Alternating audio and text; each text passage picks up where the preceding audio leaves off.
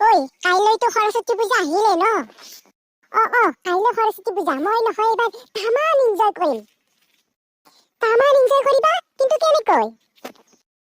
মানে পাপাই মোৰ বাবে শুৱালকুছিৰ পৰা ধুনীয়া চাই এযোৰ পাটৰ কাপোৰ আনিছে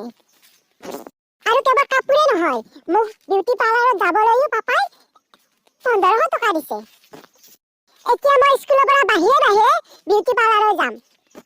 হ'ব দিয়া মই তোমাৰ লগত যাম হা মোকো পাপাই 1000 টকা দিছে বিউটি পাৰ্লাৰত যাবলৈ আৰু মোকো ধুনীয়া চাই কাপোৰ এযোৰ আনি দিছে মই যাম হা তোমাৰ লগত হ'ব দিয়া যাম আমি একেলগে যাম তাই আকৌ কি হ'ল তাই দেখোন কান্দিবলৈ ধৰিছে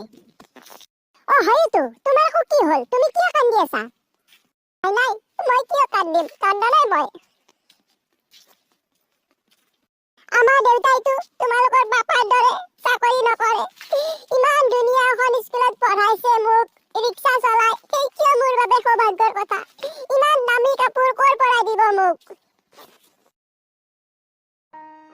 মই স্কুলৰ ইউনিফৰ্মে পিন্ধি আহিম